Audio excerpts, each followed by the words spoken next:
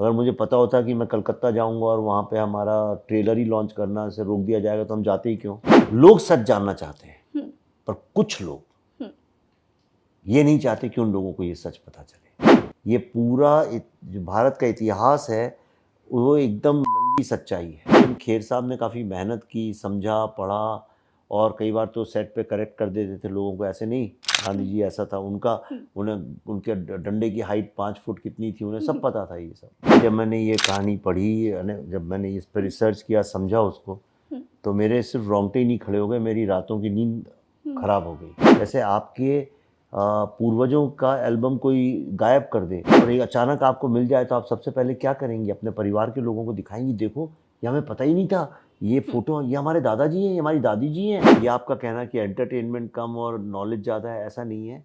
Knowledge भी तो entertaining तरीके से दी जा सकती है। सिर्फ एंटरटेनमेंट वो होता है, बंदर का नाच जो होता है वो सिर्फ एंटरटेनमेंट होता है। द बंगाल फाइल्स एक ऐसी फिल्म जिसके ट्रेलर ने लोगों के बीच तहलका मचा रखी है। एक ऐसी फिल्म जिसके कुछ कैरेक्टर्स देखने के बाद, कुछ क्लिप्स देखने के बाद आप ये सोचने पर मजबूर हो जाएंगे कि क्या सच में ऐसा हुआ था। एक ऐसी फिल्म जो डेफिनेटली आपकी रोंगटे खड़े करने वाली है। नमस्कार, मैं हूं दामिनी सिंह और आप देख रहे हैं punjabkesari.com। आज हमारे साथ एक ऐसे फिल्म मेकर यहाँ पे मौजूद हैं जिनकी कई फिल्में आप ऑलरेडी देख चुके होंगे और कुछ देखने के बाद आप काफ़ी कुछ सोचने के लिए भी मजबूर हो गए होंगे। जी हाँ, हम बात कर रहे हैं विवेक अग्निहोत्री जी का। बहुत बहुत स्वागत है हमारे चैनल punjabkesari.com पर। धन्यवाद।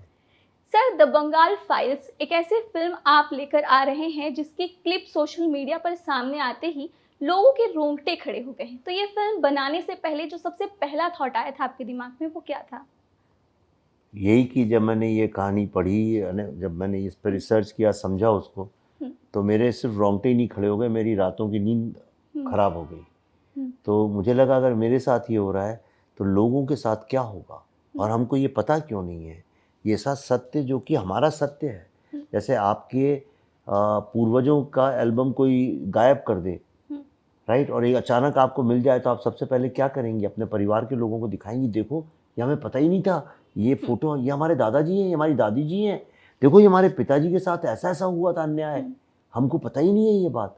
तो बस मुझे भी ये लगा, ये मुझे सत्य पता चला है तो ये मुझे अपने परिवार के साथ शेयर करना चाहिए। मेरा परिवार भारत की जनता है तो मैं उसके साथ शेयर कर रहा हूँ। सर, जब आप ऐसी फिल्में लेकर आते हैं तो डेफिनेटली ये आइडिया रहता है कि शायद अगर हम ये फिल्म लेके आएंगे तो कुछ प्रॉब्लम्स भी आ सकती हैं, आगे रिसर्च की चीज़ें होती हैं, बहुत सारी चीज़ें होती हैं। तो क्या आप लोग उसके लिए पहले से प्रिपेयर करके चलते हैं कि आगे क्या क्या प्रॉब्लम्स आ सकती हैं? आगे क्या होने वाला उसके लिए कोई कैसे प्रिपेयर कर सकता है? अगर मुझे पता होता कि मैं कलकत्ता जाऊंगा और वहाँ पे हमारा ट्रेलर ही लॉन्च करना से रोक दिया जाएगा तो हम जाते ही क्यों। अब कल क्या होने वाला है, आज कोई कह रहा है इसने एफआईआर फाइल कर दी, तो मुझे तो नहीं पता है। तो हर रोज़ नई चीज़ होती है तो इसलिए प्रिपेयर नहीं किया जाता है। ये चीज़ें जब होती हैं तो उनसे लड़ा जाता है, तो जब हो रहा है तो मैं लड़ूंगा उसके साथ। कलकत्ता इंसिडेंट के बारे में मैं सिर्फ एक सवाल करना चाहूँगी, वो ये है कि जब वहाँ पे ये इंसिडेंट हुआ, मैंने एक क्लिप देखा जिसमें आप पल्लवी मैम को पकड़कर वहाँ पे खड़े हैं, खुद को भी प्रोटेक्ट कर रहे थे, उनको भी प्रोटेक्ट कर रहे थे। तो आपके दिमाग में ये सवाल आया कि क्या लोगों को सच से डर लग रहा है या फिर लोग सच जानना नहीं चाहते या सच को दबाने की कोशिश की जा रही है? लोग सच जानना चाहते हैं, पर कुछ लोग ये नहीं चाहते कि उन लोगों को ये सच पता चले। क्यों है ऐसा? इसका शोध आप करिए, आप जर्नलिस्ट हैं। फिल्म में ऐसा क्या कुछ हिस्ट्री से रिलेटेड दिखाया गया है वो हमने ट्रेलर में देख लिया है, लेकिन फिल्म में क्या कोई ऐसा सीन है जो जानना ऑडियंस के लिए बेहद ज़रूरी है? अगर आप उसे थोड़ा सा शॉर्ट में बता सकें। पूरी फिल्म, इस फिल्म में कोई भी ऐसी चीज़ नहीं है जो आपने पहले देखी होगी, आप जानती होंगी। ये पूरा जो भारत का इतिहास है वो एकदम नंगी सच्चाई है। जैसा है, गांधी जी का एक रूप हम लोगों ने देखा है जो हमें बताया गया है, पर गांधी जी का एक दूसरा भी रूप था जो कि असली रूप था। उनके उनके उनका जो एक दूसरा रूप है वो आपको देखने को मिलेगा। आपको डायरेक्ट एक्शन डे देखने को मिलेगा, आपको जिन्ना, सोहरावर्दी, इन लोगों ने क्या असली पॉलिटिक्स क्या थी उस वक्त की। ये नहीं चिकनी चुपड़ी बातें नहीं कि पढ़ा दिया गया आपको कि ऐसा हुआ था वैसा हुआ था। उसकी गहराई में जाके उसका जो व्यक्तित्व है, उसके जो नुआंसेस हैं, जो उसकी परतें हैं, उन परतों को आपको देखने को मिलेगा ये एक ऐसा एक्सपीरियंस है ये फिल्म लाइफ का, जो अगर आपने नहीं देखा तो आप बाद में बहुत अफसोस करेंगे।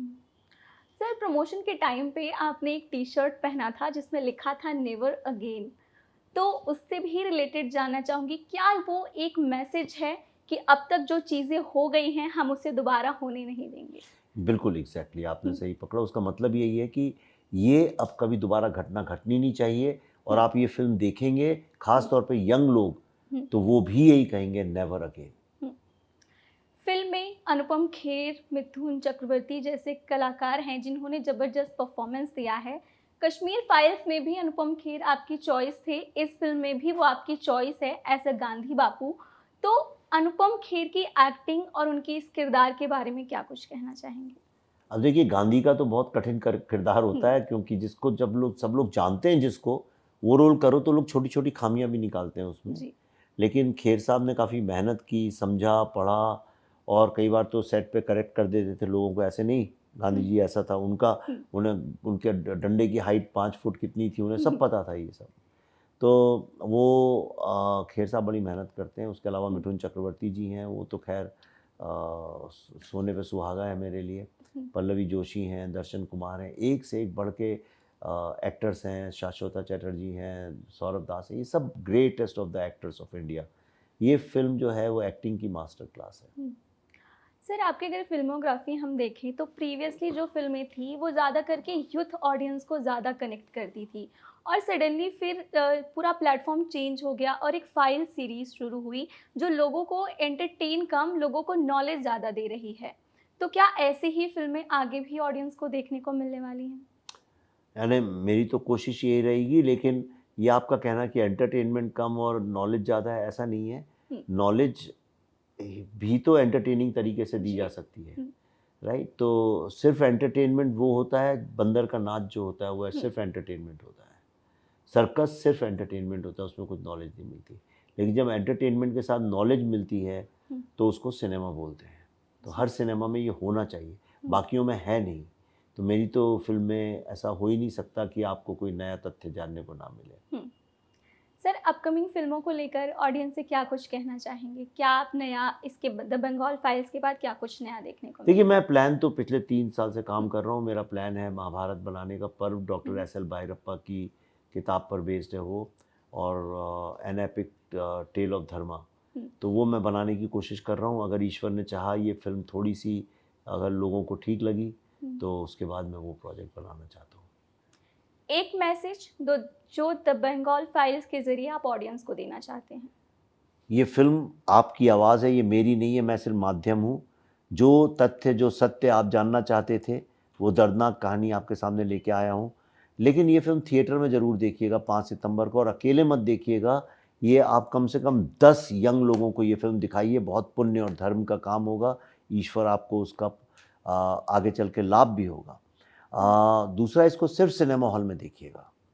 ये आप ही की फिल्म है, ये पीपल्स फिल्म है। मैं आप ही के लिए बनाता हूँ, आपकी फिल्म है, इसे सिनेमा हॉल में देखिए, क्योंकि ये एक अनुभव है, एक्सपीरियंस है। अगर आपने सिनेमा हॉल में नहीं देखा तो आपको बहुत दुख और अफसोस होगा। और फिल्म देखने जाने के पहले कुछ टिश्यू पेपर या रुमाल ज़रूर जेब में रख लीजिएगा। Thank you so much sir हमारे साथ जुड़ने के लिए, और हम भी यही कामना करते हैं कि जैसे द कश्मीर फाइल्स को प्यार मिला वैसे ही द बंगाल फाइल्स को भी प्यार मिले। और अगर आप भी अपनी हिस्ट्री से रिलेटेड सब चीज़ें जानना चाहते हैं तो ये फिल्म ज़रूर थिएटर्स में देखें। Thank you so much sir. Thank you.